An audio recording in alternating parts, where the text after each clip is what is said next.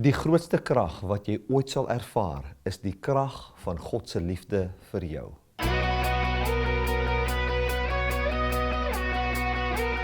Die evangelie van Jesus Christus gaan nie oor jou liefde vir God nie, maar oor God se liefde vir jou.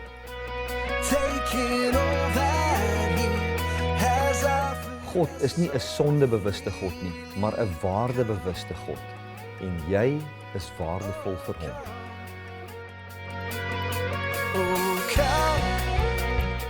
Die volgende program is gefokus op God se liefde vir jou, waarin jy jou waarde kan ontdek en geniet. This is well known. I'm not going to sketch the context of Romans 11 again. I'm sure you can find that in the previous messages. It says, I beseech you therefore, brethren, by the mercies of God, that you present your bodies a living sacrifice, holy, acceptable unto God, which is your reasonable service. And be not conformed to this world, but be transformed by the renewing of your mind, that you may prove what is that good and acceptable and perfect will of God. Now, I think let us just do the first two verses. Let's do verse 3. For I say, through the grace given to me, to every man that is amongst you, not to think of himself more highly than what he ought to think, but to think soberly, according as God has dealt to every man the measure of faith. So when we look at this, we find many words there that is words that we need to discover, that we need to look at. It says, I beseech you therefore, brethren, by the mercies of God, to present your bodies. I hope you can see how beautiful presenting your body becomes if we understand what an image is. When you take a piece of wood and you make an image out of that piece of wood for the god of war, that piece of wood doesn't have a mind. That piece of wood doesn't have a will. That piece of wood has got no understanding. That piece of wood doesn't have the privilege of offering itself, of presenting itself, saying, God, here I am, God of war, here I am. Please make me your image. I present myself to you. I want to share in your life. No, because it's a dead piece of wood. But if we think of our bodies and we think of the creation of our body, and we think of what I said as pertaining to Genesis chapter 1 and what is going on there in Genesis chapter 2, we find that we now have a free will agent here, and this whole concept of image, as we see in Jesus, where Jesus made his body available to be the image of God, that the same is for us. We have to present our bodies a living sacrifice, wholly acceptable unto God. Now, let us look at that word present. It means to cause to be present in any way, to place besides or to put at someone's disposal, to present or to represent as a technical term in the language of sacrifice, offering, to bring or to present. As a legal term, which this is not the case, but just to make you understand if it's a legal term, what it would mean, it means to bring before a judge. So, what is he saying? Present your body. That would mean cause your body to be present, to be at the place where your body is to the disposal or to be used as an image of God in the world. And there's a certain way wherein he says that, which we will look at. But let us just read verses along those lines. Romans 6 verse 13, and do not go on presenting your members to sin as instruments of unrighteousness, but present yourselves to God. Now listen to how we present ourselves to God. Present yourselves to God as those who are alive from the dead, and your members to God as instruments of righteousness. That is extraordinarily powerful. Colossians 1:22, but now he has reconciled you in the body of his flesh through death to present you holy and blameless and above reproach before him. He has reconciled you, so he presents you. This is the reason that you would now find the fullness of God living in you, that you lack nothing when you stand before God. That you can say, what you see in God, you see in yourself, and you lack nothing. You've got nothing to be ashamed of. By that, I'm not saying that we are God, but what I'm saying is that the life of God is in us, and we are like him because of him, as what we find in Jesus today. Ephesians 5:27, in order that he might present the church to himself, glorious, not having a spot or wrinkle or any such thing, but that it may be holy and blameless. Now, holy and blameless, church, is not only measured in the good thing you do. Holy and blameless means to be set apart for the purpose of God, which would mean to be the vessel in which God fully lives, wherein we as a people, where we don't get lost in this whole equation. We are still who we are, but we so much share in the life of God that the life of God is put on display in this world, resulting in this world catching the life of God.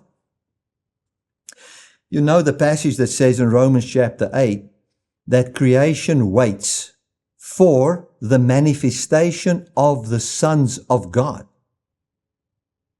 so that creation itself might be caught up into the same glory that we are being glorified unto. I've said it this way in the Bible study earlier this week. Creation waits for our manifestation as we present ourselves the way God tells us to present ourselves. The way we waited for the Son of God to be manifested so that we can be clothed with the same glory that he is clothed in. Imagine we live in a time when Jesus has not yet been revealed. Now we are waiting for the Messiah. Why are we waiting for the manifestation of the Son of God?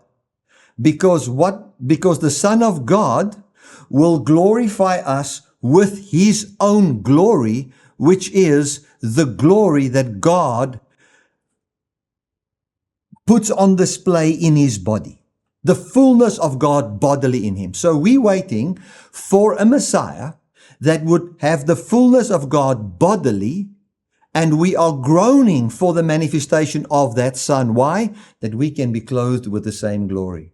In the same way, creation now, in its turn, is waiting for the sons of God to be glorified or to be manifested. It's waiting for the return of Jesus, wherein he will glorify all of us. Because as through Jesus, we will be made immortal through the church and the rulership of God in the church, creation will catch the fire of glory as we live in this world. If we believe this, then we come to Romans chapter 6 verse 13 and we say, we are now presenting our members, ourselves, as those who are alive from the dead, and our members to God as instruments of righteousness. In other words, as instruments of bringing life to people and life to this world. Anything that we do from the perspective of, wow, we are alive from the dead. Jesus died and he rose from the dead, and now through him we are alive from the dead. We are dead to sin, but we are alive now unto the vocation that we see in Christ. We're alive unto that, and we make our members, our life, available as instruments of God's good actions in and through us. That is how this thing works. Isn't that just absolutely beautiful? Now, again to the lexicon definition. I want to just say this to preachers that watch this and people that like studying. You can use Thea-Greek definitions. You can use Strong's. Strong's is not actually a lexicon. It is more a glossary. If you want to study things. But if you want to seriously study the meaning of the words, you have to get BDAG. It's B-D-A-G. Get BDAG. And then you'll have to go and just do 1 or 2 YouTube videos that they can teach you how to read that thing and how to use it. Because that is the golden standard. That is what you need to use. If I give a definition about Jesus or Christology, I'm off on a little bit different point here, and you come and you quote Strong's. Strong's just tells you what categories things are in. It doesn't really give the true meaning of words. You have to get that dictionary. It's going to cost you 3,000 Rand for it, but just get it. Bite the bullet, get the thing. It will bless you. Right. Let us get to the definition again here. The full meaning to present yourself is put yourself in the presence of, make yourselves available for, and say to God, God, I am now seeing what this is all about. This is what he says here. I beseech you therefore, brethren, by the mercies of God, to present your bodies a living sacrifice. A living sacrifice. I have moved from death to life, and now that I'm alive, I am making this body that's alive available for the original intent, which is to be a place where the life of heaven manifests on the earth. That is exactly what Jesus is today. Jesus is the sacrifice, the lamb, that was slain, that is now alive. So he's the living sacrifice. And what does the living sacrifice do? The living sacrifice is the intercessor. It intercedes for us in that it's now in the order of life. And what is the job of this person, Jesus, that today makes his eternal living body available for the service of God in the earth? What is he doing? He's interceding for us. Go and read what the word intercede means. It means to hit the mark. Sin means to miss the mark. Intercede means to hit the mark. What is God's goal? What is God's mark for humans on the earth? It is for them to be transformed by the life of Jesus so that we share in the life of Jesus, which is the life of God, so that we, on our part, can function as an intercessor of life in this world, where we, in the limited ability that we have as mortals who have the Holy Spirit, can be a pocket of heaven, showing what the world will look like forever. That can be loving on somebody, forgiving somebody, taking money, giving to someone, helping people, being good to people, being good to creation itself. You know, one of the greatest things that you can do as a Christian is fall on your knees and worship God for the fact that He gave us this planet. This is the place where we can be the sons of God. He's given a place where we can be. Fall on your knees and thank Him the way a person that has got his pilot license would be grateful if someone gives him an aeroplane.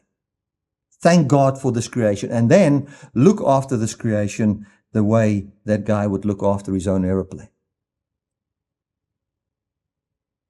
Right. Let us go on.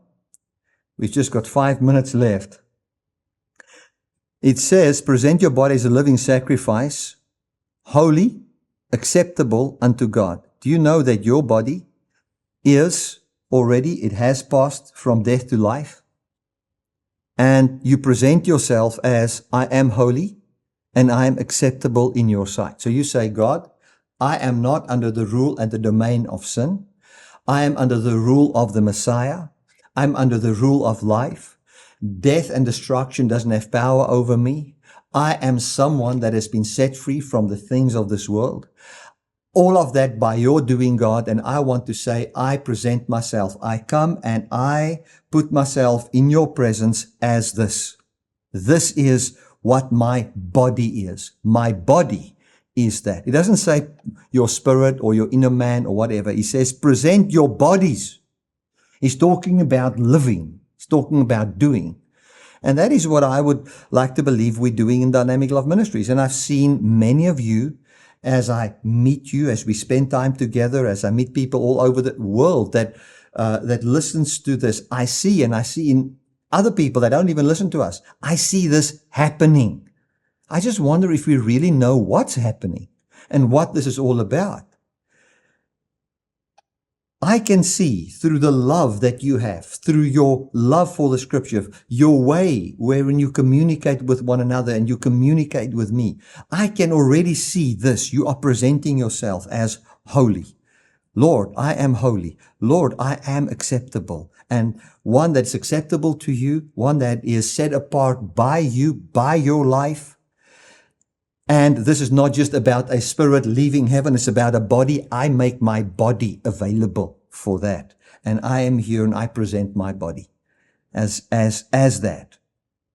It goes on and it says, this is your reasonable worship or reasonable service. Now, we have been reasoning about this, and let us just look at what that reasonable mean.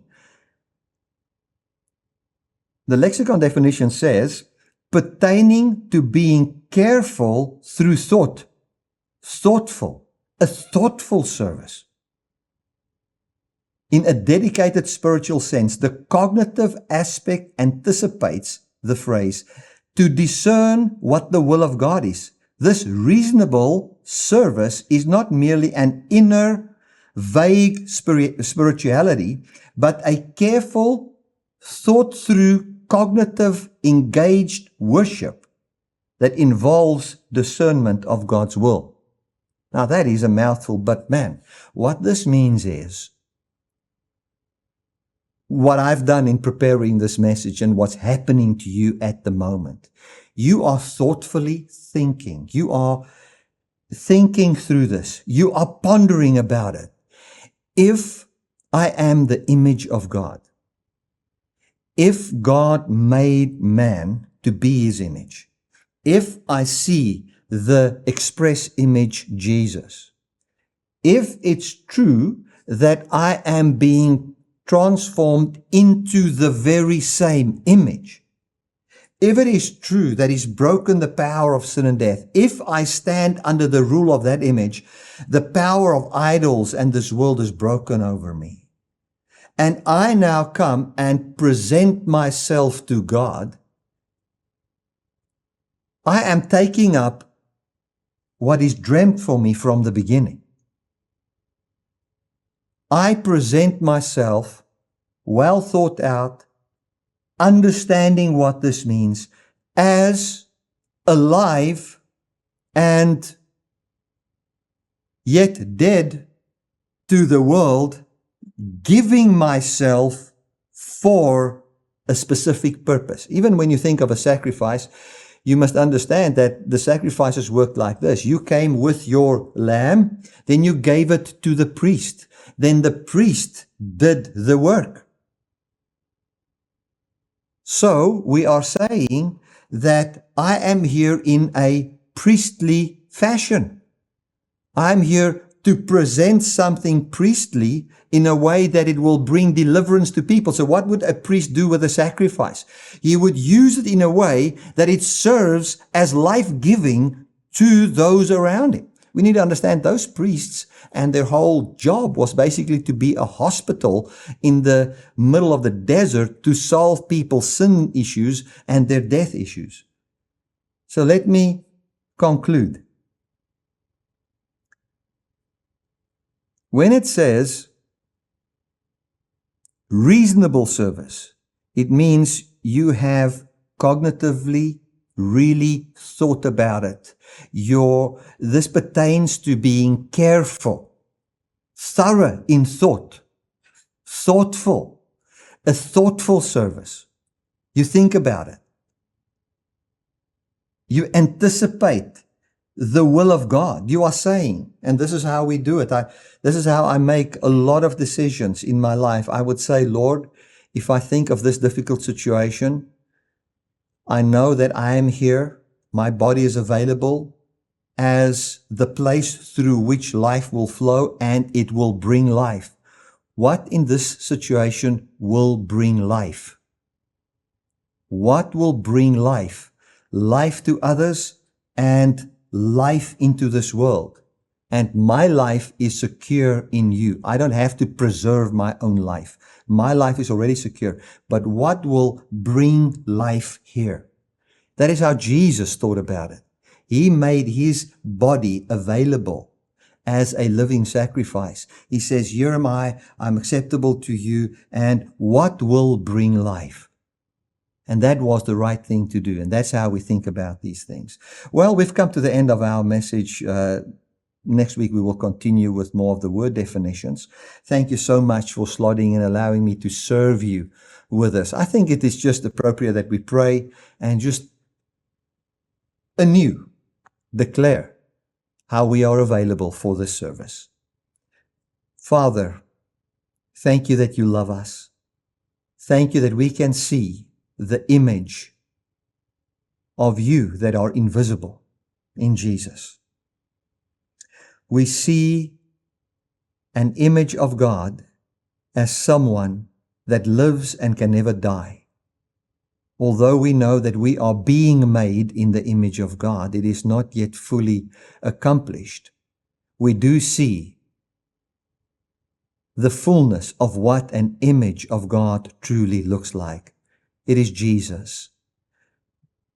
And we want to thank you that we are being changed by the Lord, by the Spirit, into the very same image. And we as a congregation stand and we say, as this church, not just as individuals, but as this group, we want to say, we are your image. We make our bodies and we present our bodies as available for the manifestation of the life that we are under and in Christ. And our members, the members of this fellowship and our lives, whatever we have, is available as the place where you show what eternal life on earth will look like, already now in us. In Jesus' name, amen. Well, church, thank you so much that I could share this with you and that you've listened through this message. It's good to have you, and then we'll talk again next week. God bless.